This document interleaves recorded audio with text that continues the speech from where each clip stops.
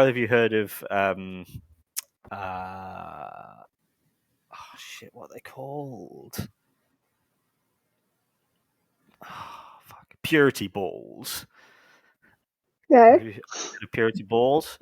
I don't know what I know about this. No. It's an American Christian thing where a father and their young daughter go along, and they make a pledge of chastity to their father. They promise, I will not have sex until I find my one true love and get married to have children. And that's forcing it inside the box with an insanely emotionally incestuous relationship, which is bound to fuck up their daughter. And of course, what happens when you put young people together, sexual things happen because that's how people are. And so they have so that's why anal sex is so what's the word, permeates religious culture like that. I couldn't think of a better. Sorry, no, it's just a double entendre. Yeah, no, I was trying to find the right. Oh, yeah, I won't. Yes, so permeate is perfect. That because anal, it's a loophole. There are always loopholes in the box. And anal sex is a loophole. Yeah. Oh dear. That'll be the episode title. I think you should definitely put that in there somewhere. And our inevitable range of t-shirts and merchandise. Yes. Yeah, and also there's something we're talking about Mormons called jump pumping. I think I know. I don't know. Actually, I think that might be a bit too risque for us. So you can Google that at your own peril.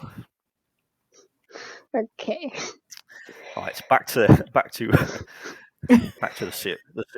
serious stuff. Have either of you ever? I'm assuming you've tried sugar. What, like actual sugar? Yeah, sugar, yes. like on cake or in food or something. Yeah. How about tequila? Yes. Yes. So have I. How about heroin? No. Jeb? I haven't. I don't know. No, neither have I.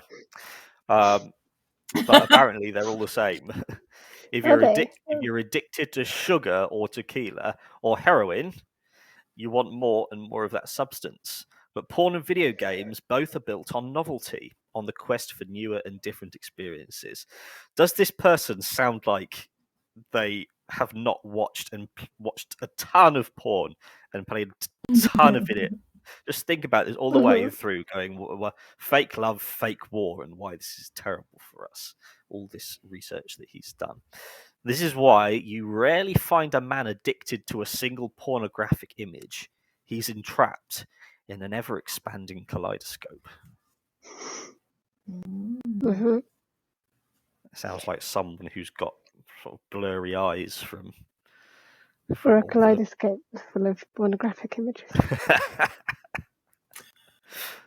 But there is a key difference between porn and gaming. Pornography can't be consumed in moderation because it is, by definition, immoral. And I guarantee that again assigns all that shame. That's what the purity ball's about. That's what anal sex is about, the loophole. And what the jump pumping is. It's all that bringing him back to shame. But video games can be a harmless diversion. Here we go. are ready to jump off the deep end. Alex, your face is just. I know. I should just do like shots of all my expressions through the This whole is looking more and more horrified. Yeah. What's coming next? Yeah, what next after the purity ball? I don't want to know. I'll enjoy watching. I'll enjoy watching this back because I'm looking at this. I can't see you both go. Right. Okay. Satan isn't a creator. Okay. He's a plagiarist. His power is parasitic, latching on to good impulses and directing them towards his own purpose. Because it's not you wanting to do things that you just want to do because that's what humans are. It's Satan taking you and going, you will watch loads of porn and play loads of video games and then write about it and moralize about it. God intends a man to feel the wildness of sexuality in the self-giving union with his wife. And a man is meant to, when necessary, fight for his family, his people, for the weak and vulnerable who are being oppressed. I'll give you a breather before I read the next bit because it gets even more eye-opening. I think we need to address the fact that they're linking games and porn, computer games and porn a lot in all of things. Yeah. Obviously, that's because you've been looking for stuff that relates to gaming. It's interesting, isn't it?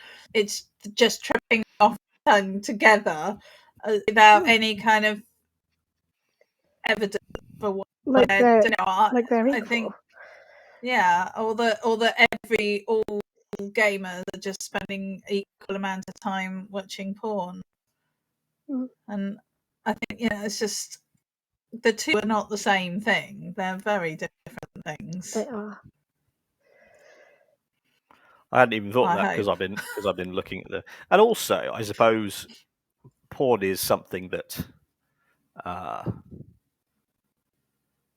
I think it shares that thing with gaming, perhaps, that people think of video games as it's only what men do, when in fact there are tons of women doing it.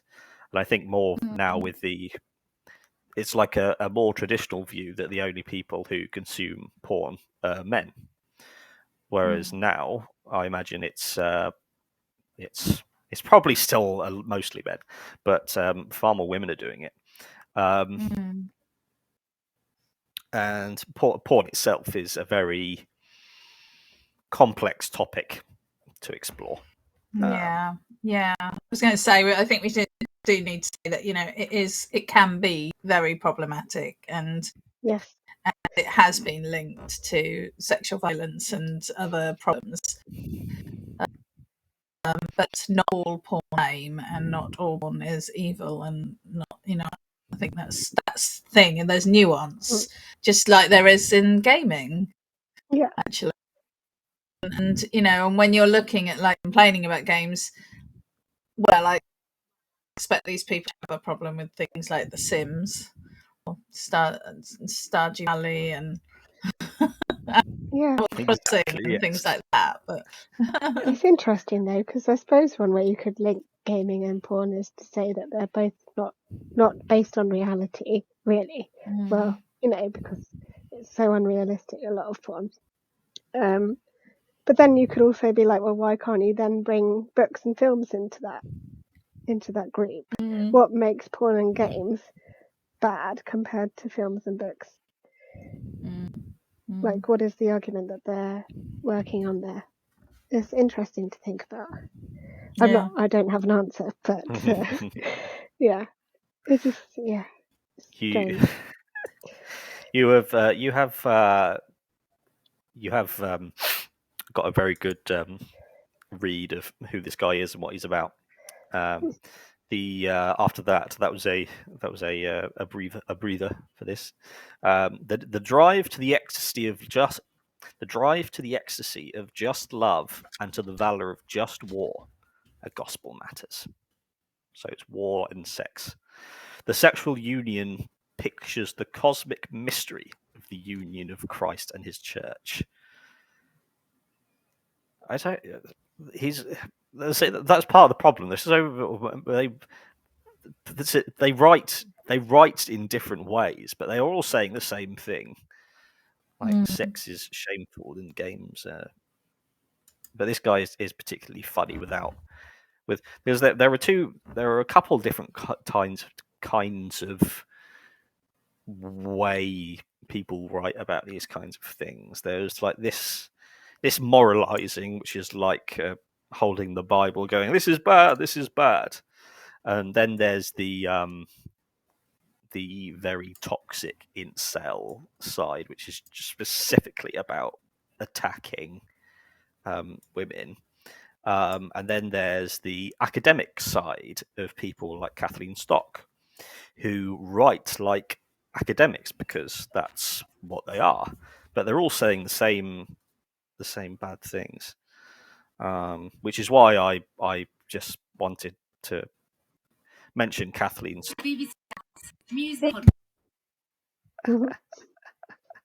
Sorry, Kathleen Stock is just she's such a seen as a firebrand for the anti-trans movement. It's just she is the same ilk as this. She just writes about it differently, in a different way. We'll close off with with these last two bits. These addictions foster the seemingly opposite vices of passivity and hyperaggression. The porn addict becomes a lecherous loser with one flesh union supplanted by masturbatory isolation. Okay. Yeah, it's just all that. It sounds like they're shouting at themselves, going, "Don't do this! Don't do this!" It's like pray the gay away and conversion therapy. It's going, you take these shameful things, and you force yourself to change.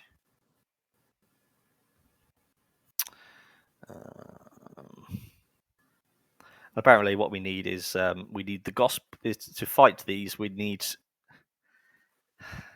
fight arousal with arousal. Set forth the gospel vision of Christ, who loves his bride and who fights to save her.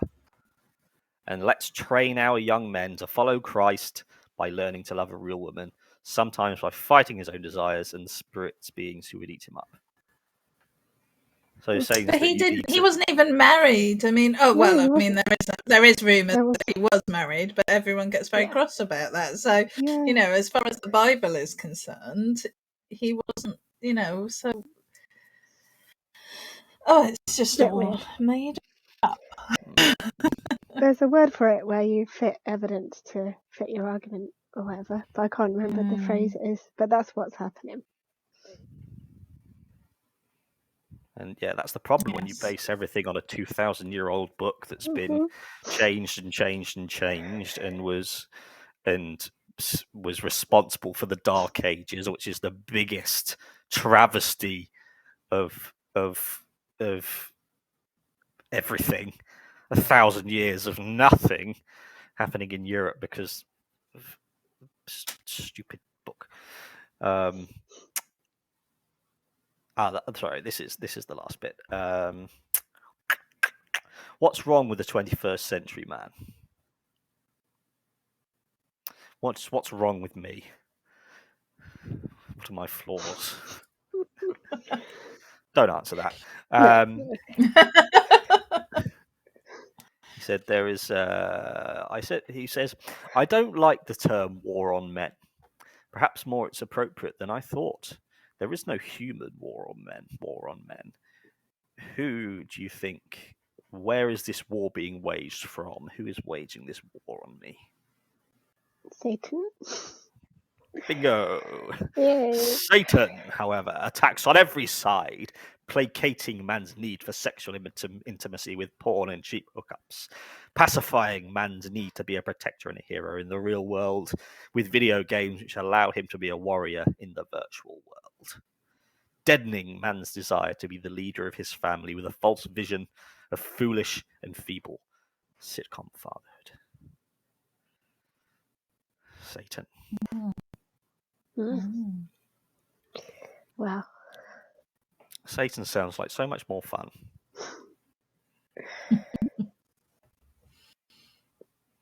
And you can. We'll end with a bit of advice for the women out there from a gentleman by the name of Timothy, who's apparently one of the chapters in the Bible was written by Timothy. Was it? Yeah. I don't recall this. No, I didn't think Timothy was a biblical name, but No. he part of a. This is written in a big book written in 1991 called "Recovering Biblical Manhood and Womanhood," which is a response to evangelical feminism, which I didn't realize was a thing. Timothy, we have to reach back to find out what does it mean not to teach or have authority over men. Timothy 2:11-15, quote, "A woman should learn in quietness and full submission. I do not permit a woman to teach or to have authority over a man. She must be silent. For Adam was formed first, then Eve. And Adam was not the one deceived. It was the woman who was deceived and became the sinner. But women will be kept safe through childbirth if they continue in faith, love, and holiness with propriety." So that is funny, and it's also serious, because that is the place where all of the things that we've been talking about, that's the person writing for the previous article, Josh Hawley. If he looked to the foxholes around him, he would find someone with a Bible preaching this. Jem, you've experienced childbirth, have you not? I have. Would you describe it as an entirely safe and pleasant experience? Yes. No. Actually, I think these days it's a lot safer than it was back then. I wouldn't want to put my faith in. Well, I mean, but you didn't have anything to put your faith in other than the gods, did you, at the time? So yeah, having done it in hospital, trained staff around and somebody there that if things went wrong, they could have rushed me into an operating room or whatever.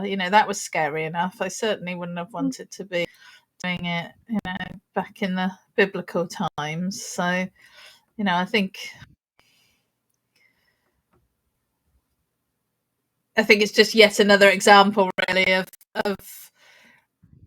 of a man not understanding the female experience and yet feeling perfectly entitled to opine on it. Yeah, because you were lacking in faith, love, and holiness.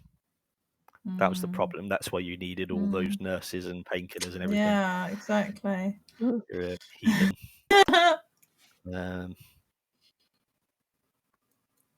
At another time, we'll come back to this book because it's a gold mine.